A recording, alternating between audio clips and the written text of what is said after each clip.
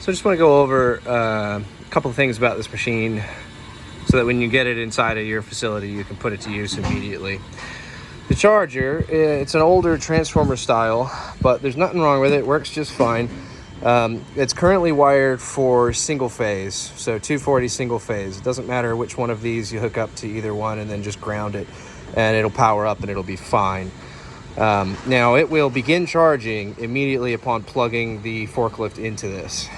So usually takes about maybe about 4 or 5 hours depending on how dead it is, but just let it run overnight, charge it when you need to, and it'll be fine.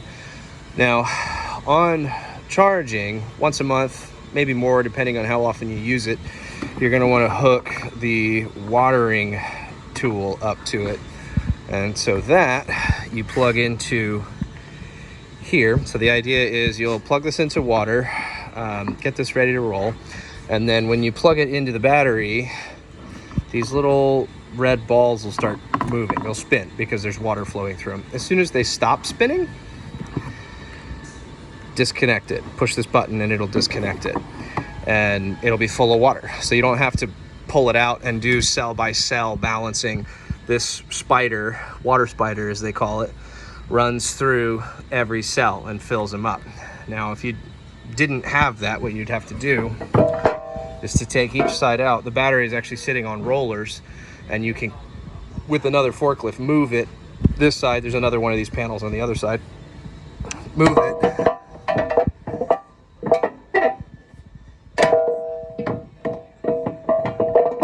from side to side, open each cell and fill each cell with water until it's covering the plates completely.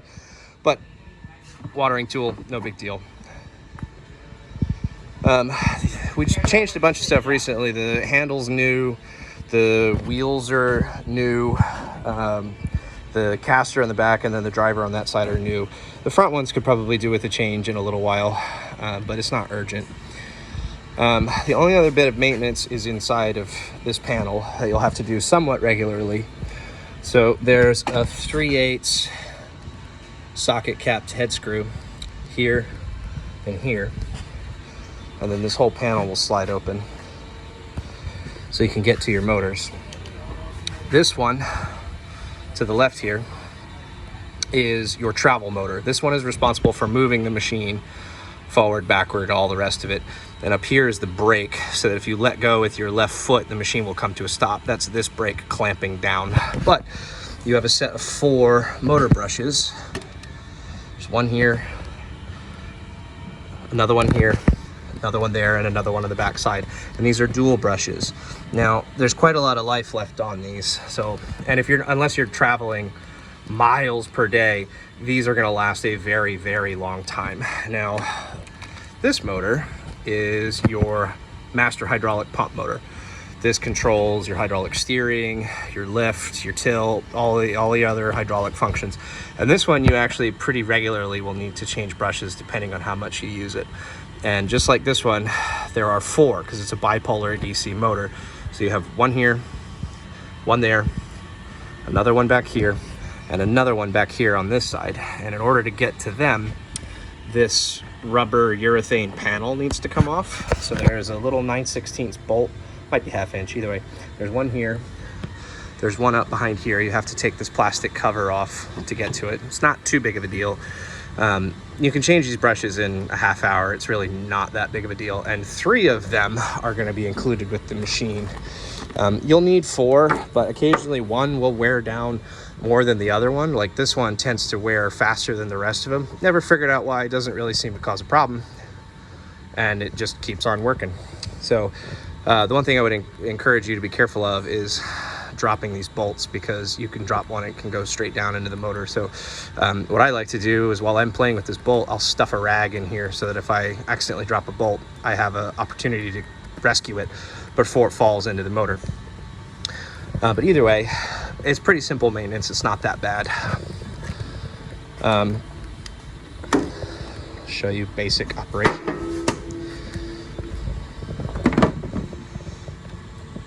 So we'll turn our key. Now you'll know when the brushes are bad because this wrench will come on and it'll just stay on. It'll just tell you that. But it'll always do its little self-test. I have 2 pedals on the floor. That one will wake the machine up, and this one is operator presence, but it also functions as a brake. If you ever let go of that one, the machine will come to a stop. So we're fully charged. Pushing the stick forward will make the machine travel forward, pulling it backward, obviously the opposite. Up, down. Now you have tilt up. Pushing that down will tilt it down. Now where this gets interesting is this is a dual function. If I push with my thumb this out, it will reach out. Pulling back will reach it back. Now your side shift, in order to activate side shift, you will squeeze that trigger and then move that left, and that will shift your load left. Moving it to the right will move the load to the right.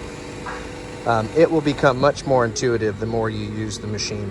Now, you can change just about everything you want inside of this machine. You can make it travel faster. We have it run pretty slow because we have a fairly small building, but you can make it go faster, you can make it go slower, you can make it lift higher, you can change everything.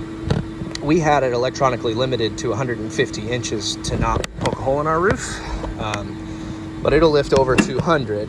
Now, in order to change all of those things, I've given you some printed out manuals, but there's also the actual factory manual. And the factory manual is in here. And all the passcodes and things you'll need in order to get in here and do that are in there. And plus, there's plenty of YouTube videos that can give you a hand with that. Now, if you let the thing sit, I think it times out after 5 minutes, and then you'll just have to turn it off and restart it. You could also turn that off, finding it in the manual if you want. But we liked it. If we walked away from the machine, it just quit flashing, shut itself down, and saved battery power. So that's it in a nutshell. It's been a really good machine. Let me know if you have any questions.